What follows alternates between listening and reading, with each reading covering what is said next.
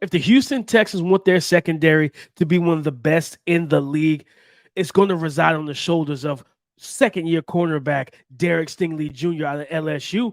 Is he performing well? Is he showing promise? We're going to talk about it next on the Locked On NFL Draft Podcast.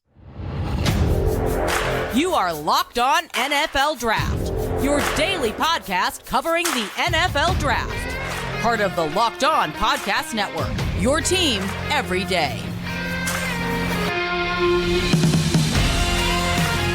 What's up, Locked On family? Let's get locked in. Welcome back to the Locked On NFL Draft Podcast, your daily podcast covering your favorite draft prospects, part of the Locked On Podcast Network, your team every day. I'm your boy, Damian Parson, always on the ones and twos. You can find and follow me on Twitter, or X as they call it now, at DP_NFL. I'm a national scout over with the Draft Network, as well as the host of the Locked On Clemson podcast. Go check that podcast out if you're a Clemson fan and you're listening to this show.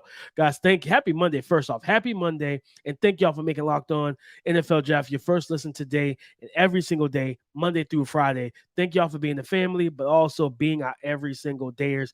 And you talk about having a big show, man. It's week 1 of preseason. And we're still talking training camp because training camp is going on. So who's going to be in our Coach 'em Up segment? Offensive tackle rookie for the Pittsburgh Steelers, Broderick Jones. In the training camp spotlight, Devon Achane, rookie running back for the Miami Dolphins. And we're going to kick the show off talking about Derek Stingley, second-year player out of LSU for the Houston Texans. Is he beginning to show promise? Well, we're going to talk about it. We're going to discuss it, man. We're going to discuss it. But before we get into that, guys, got to give a quick shout out to our sponsors today, Bird Dogs. Go to birddogs.com/Locked On NFL or enter the promo code Locked On NFL for a white tech hat with any order. You will not want to take off your Bird Dogs. We promise you. Guys, listen to me. Derek Stingley Jr. Last year, he was selected 3rd overall. And he went to a situation where it was weird with a coach that doesn't play a ton of man-to-man, but he's a man-to-man corner. So it was a little odd, right? But is he starting to show promise? Is the CB1 of the 2022 NFL draft, is it solidified as just Sauce Gardner and then CB2 being Tariq Woolen? Is it over? Is the race complete? It is not. I think Derek Stingley is going to put himself back in that conversation in 2023. And hear me out and understand why. For me, again, it's the changing of the guard in terms of the defensive system. You had a cover 2, a Tampa 2 style defensive coordinator in Lovie Smith, who was there last year when he was drafted in his rookie year, that, drafted this young man. He fell into a situation where the skill set and player doesn't fit the scheme. And, he battled injuries and everything last year as well. So for me now, looking at what he has as a defensive coordinator, to me, a much better defensive coordinator, much better fit for him with DeMeco Ryans, a guy that will put his players in the right position because he understands what he needs to do.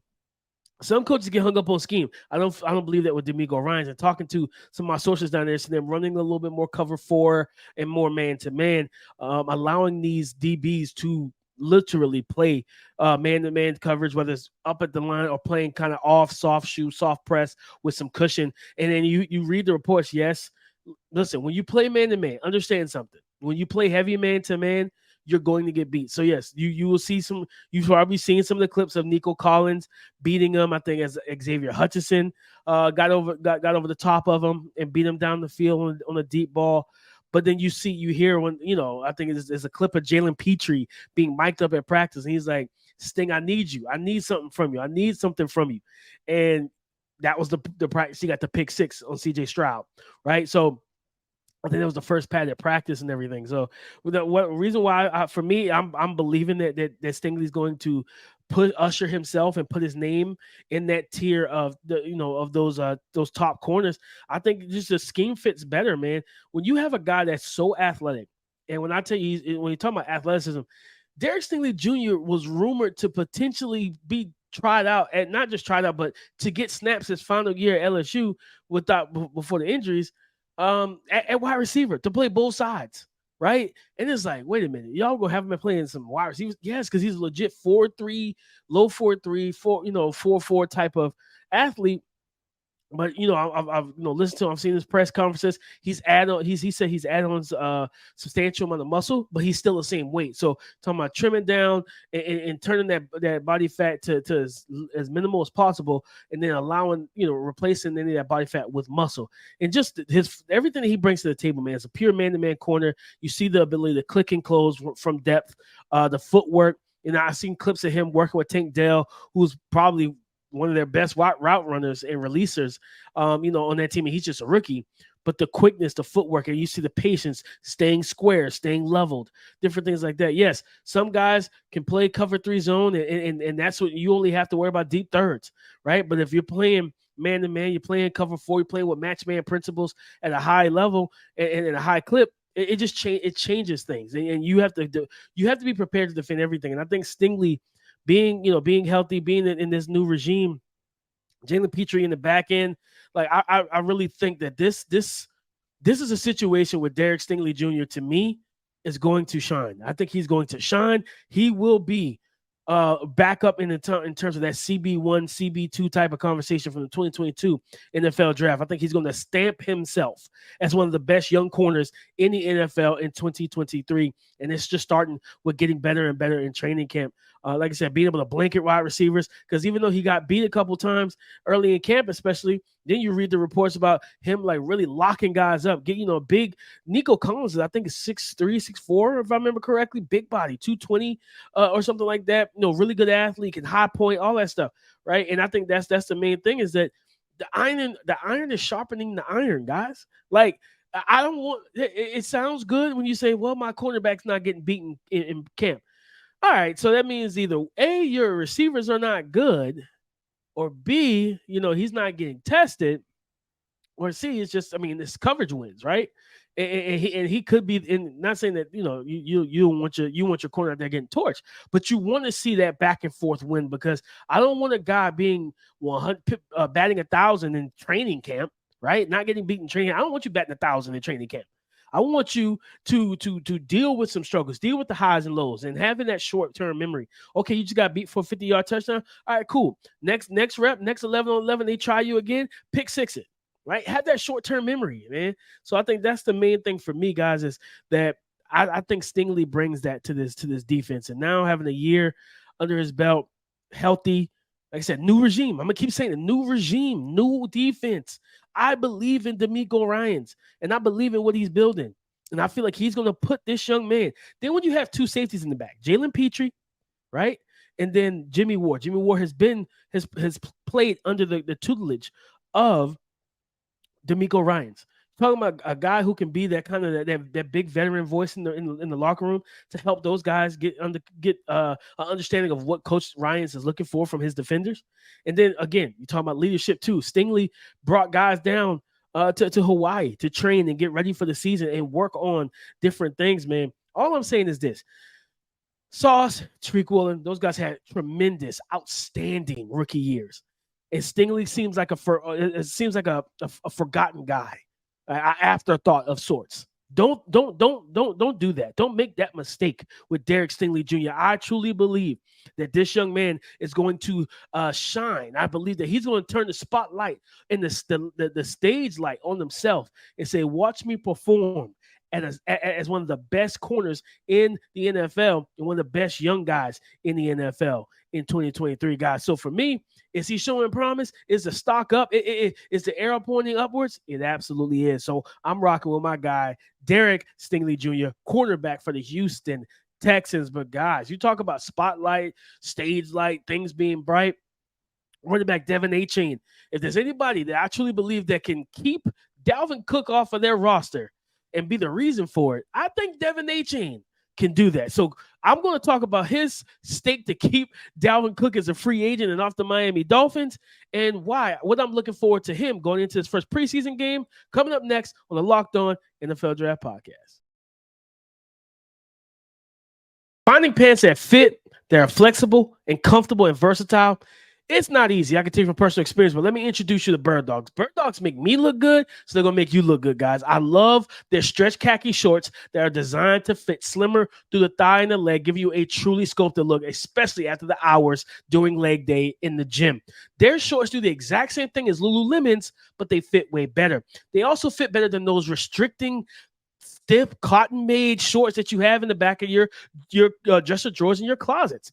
They use a cloud knit fabric that looks just like khakis, but they stretch and give you that way slimmer fit without sacrificing all the movement, guys. And you are going to love the anti-stinking sweat wicking fabric that keeps you cool and dry all day long, especially during the summer heat and those days where it's extremely hot, guys. So listen to me and listen to me clear. What you want to do is go to birddogs.com/LockedOnNFL or put the promo code in LockedOnNFL for a free white tech hat with your order. That's birddogs.com/LockedOnNFL or promo code LockedOnNFL for a free white tech hat. You will not want to take off your Bird Dogs, we promise you. The training camp and preseason spotlight is on rookie running back for the Miami Dolphins, Devon Achane. Guys, you start seeing some buzz from him. And I remember, I think one of my guys, I think it was Ray Garvin, shout out to my boy Ray GQ, had put out, he's like, man, I'm not seeing a lot of Devon Achane. And then shortly after that, we start seeing more clips and more highlights or talks from camp regarding Devon Achane. And I think the spotlight is on this young man, right? Because we all know, first of all, Dalvin Cook being a free agent, and everybody feel like that's the missing piece for this team, for the Miami Dolphins to be a Super Bowl contender. And I'm not going to sit here and disagree with that. Dalvin Cook is still one of the better backs in the NFL. He fits this wide zone, stretch zone type of run game perfectly, right? 100%. But I feel like if there's any rookie or any running back on the roster that can keep him at bay and prove to their team that you don't need to bring him in, give me the rock during the season to really let me help carry you to the promised land. I feel like that's Devon Achane, the rookie running back, the speedster, the world-class track star, right? The 100 and 200 meter guy from Texas A&M. We know that for most teams, he's probably the fastest guy on the team. But he just joined the track team. He basically Raheem Mostert, Jeff Wilson, of course, Tariq Hill, Jalen Waddle. All these guys are burners. And now you just add him to the mix. So for him in training camp, you just want to see him continue to compound those days, right? And I saw the clip of him just weaving and bobbing and weaving through traffic at such a fast pace to move at the level of effort that he was moving. It was just effortless, but he never broke stride. It's literally just moving through bodies in the defense as he's and climbing. As he's climbing, it's just boom, boom, boom, boom, boom. And you're like, okay, I like to see that from him, right? And it's crazy because a lot of people, I always said this when I watched him at Texas A&M, I knew he was fast. I knew he was explosive. But there's times where I'm just watching him, I'm like, man, he's just gliding. It don't even look like he's running that fast. He's gliding. No, that clip, oh no, you could tell he was moving. Yeah, young boy was moving, man. So I think for him, and what I want to continue to see, especially whenever, if he does play in week one of the preseason, or some teams are a little iffy about that, but mostly they're more iffy about starters. Izzy Abanikanda played in the Hall of Fame game for the New York Jets. I would be shocked really if Devon Achane didn't get at least a series or two from the Miami Dolphins in week one of the preseason. And I think for him, it's just showcasing, hey, for when I can handle the rigors of playing NFL running back, right? The running between the tackles, taking hits, because people were always concerned about his size and his frame and everything of that nature. But I think that's the biggest thing to me right now, is just showcasing that he can handle that with the pads on, right? It's always a different thing when you're handling shorts and shells. But when it's a full padded practice or a full padded game, and that the defense is not your teammates, they don't have to pull up, they don't have to let up, right? Can you showcase contact balance? Can you handle the physicality? Can you fall forward in opportunities and run through would-be tacklers and get that extra yard or two to get that first down on 3rd and 9 or 3rd and 5? Can you fall forward across the line of scrimmage, across the first down marker? Can you do that? All right, I think he can, but he's got to show it. At the end of the day, he's got to show it. But that speed, right? Understanding, continuously showcasing, Yes, I'm a burner, but I'm patient in my process. And if he does that, I think that you will get a situation, or you will have a situation where this young man is out there really showcasing his ability at a high clip in a full, complete skill set. So for me, Devon Achane, and also with a guy with a player of his speed, his athletic magnitude, I want to get more pass catches out of him, more receptions. Get him in the screen game. Get him, motion him out into the slot. Run some stuff with him, because I feel like that's a part of his game that's not fully, has never fully been unlocked. And I think that's how you really take this offense to the next level for the Dolphins, right? When you tell Tua, hey, check it down, right? If you're going to see too high, not single high, but you're going to see, because not too many teams are going to run single high against this offense. But if you're going to see too high, right, and you have Devon Achane out there in this third down, I mean, I'm just saying, why not? Why not go ahead and get him, Texas angle routes out of the backfield, follow routes, whip routes, different things like that. Motion him out, and again, match up against some of these linebackers. If it's too high and it's man-to-man, and they got a linebacker on them, that's your coverage indicator. To me, that's really your first read. Look for that. Because if he runs his whip route, he runs his drag route, he runs his slant route, whatever, and he's got that separation, hit him. Because now, if we get some of the blocks to second and third level, this can turn into a big explosive play, baby. And that's what you want. That's what you want. So for me, I just want to see more of that too with him when I'm talking about being under the spotlight, just showing a full array of your talents and your skill set, young man, because you are very talented. You have everything that you look for: speed, elusiveness, footwork, patience, pacing, right? His runability. You know what I'm saying? His run ability to find running lanes and cutback lanes and things of that nature. I think this was a match made in heaven, in my opinion. Just depends on how soon we will see him get a bulk of the workload and everything. So we'll see how that goes. But it's a guy that I'm excited to see. And like I said, at the end of the day, he's got the speed you can't teach. And I think I tweeted this out during the draft season. Devon Achane is not a track star playing football. He's a football player that runs track. There's a difference. When you see some guys who are running 4.2, 4.3s, and they're 10.4 and 10.6, 10.3 or whatever in the 100-meter dash, but they don't have the nuance of playing in their position, playing in whatever position they're playing, running back, wide receiver, whatever it is. They don't have the nuance of playing that position on the football field. They're a track guy playing football. But when you have the nuance of playing your position, but also being a deadly track athlete with world-class speed, you're a football player that also runs track. You're a two-sport athlete, dual threat athlete, dual sport athlete. So that's kind of the difference. And I tweeted that out because I really believe that Devon Achane is a running back that also runs track. But guys, listen, that's the spotlight. But the light is also shining in our Coach 'em Up segment, the Pittsburgh Steelers coaches. I'm talking to you. Offensive tackle, rookie offensive tackle, my OT1 of the 2023 NFL Draft, Broderick Jones. Is he a good fit? I believe he is. But you guys got to get him coached up. You got to coach him up and get him ready for week 1 if he's going to be your starter. So we're going to talk about him next and what they need to do to get him ready coming up on the Locked On NFL Draft Podcast.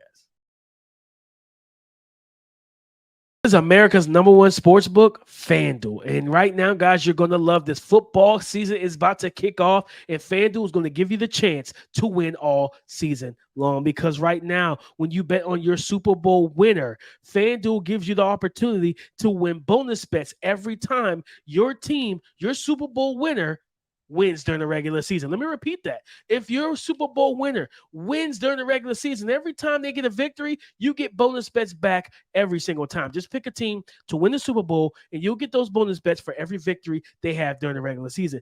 And with those bonus bets, you can bet on everything from the spread, the player props, over-unders, and so much more. So if it's the Bengals, the Dolphins, the Eagles, the Chargers, whoever you bet on, they can help you win bonus bets all season. So visit FanDuel.com/lockedon to get started and start earning bonus bets with America's #1 sportsbook. That's FanDuel.com/lockedon. Mike Tomlin, Pittsburgh Steelers, Matt Canada, the whole staff, offensive staff. You have yourself a beast on your hands that you just got to mold in the right way.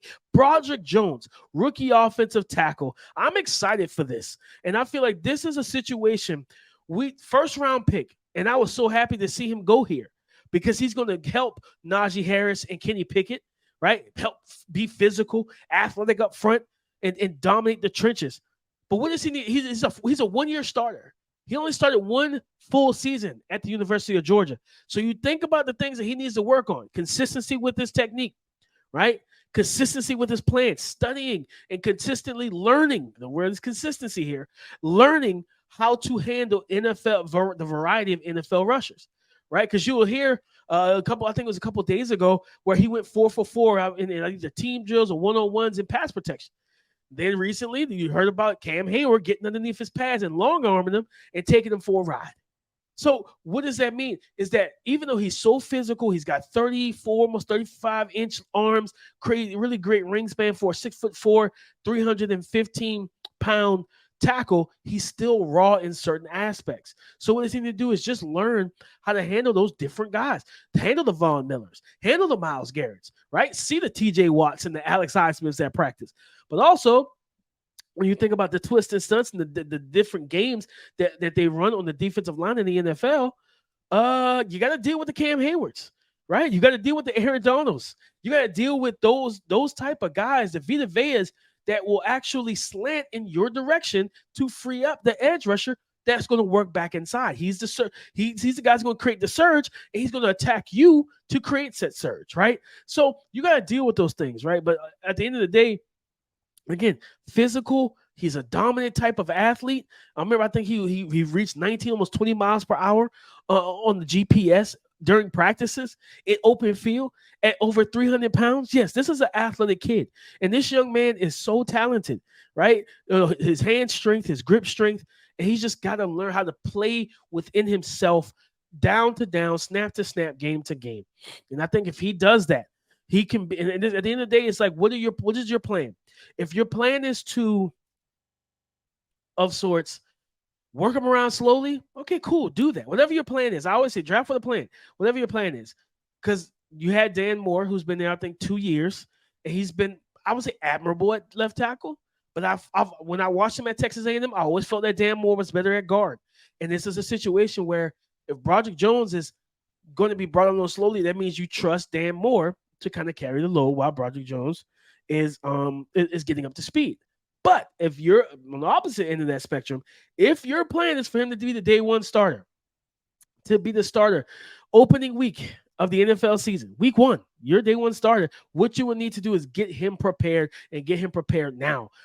That means if that's the case, I remember last year, because my comp, me and Keith, of course, Keith's not here, but me and Keith's comp for Broderick Jones was Ike Ekwonu for the Carolina Panthers, who went 6th overall in the 2022 NFL draft. And great kid, outstanding athlete, physical, pancake guy, all of that good stuff. They're very almost carbon copies, in my honest opinion.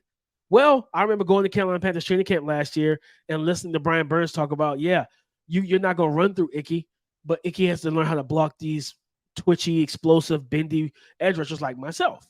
So, but what Matt Rule was doing was, Brady Christensen, you get snaps at left tackle. All right. Now, now Ike, you get snaps at left tackle. Instead of just, hey, man, you know what? I know that you're going to be my left tackle. Just get all the snaps. Right. So my thing is this. I'm not saying you just award a guy, but if you know that you want him to be your day one starter, reps are pivotal. If you don't have the reps, you can't build consistency. You can't learn what you messed up on and go correct at the very next play in pass protection. You can't do that.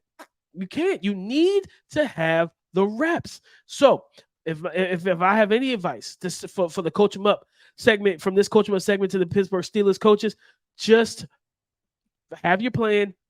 You know what it is. Execute it.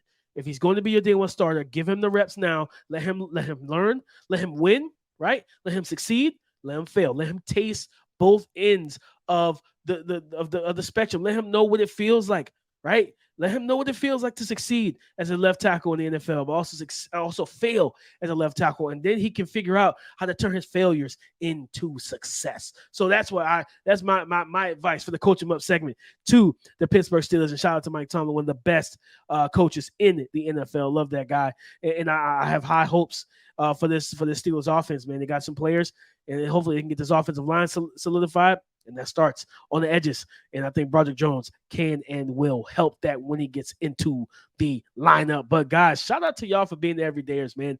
Thank y'all for always, man. Go subscribe and follow for free on YouTube, wherever you listen to podcasts. Get the latest episode as soon as it is available. Once you subscribe on YouTube, like and comment on the videos, guys. Talk to us because we do talk back. But also hit the bell notification so you're notified whenever we drop content on the channel. Okay. Excuse me. But also, like I said, on the audio side too, man, go subscribe and download, share, and leave a 5-star review. On tomorrow's episode, we're getting ready for more preseason, man. We're going to talk about some more preseason spotlight candidates. What we're expecting for some of the rookies and second-year players. We got that coming all week, man, because preseason football is here. In terms of Twitter, you can find and follow me there, DP_NFL. Come and join the conversation again tomorrow on the Locked On Podcast Network, your team every day.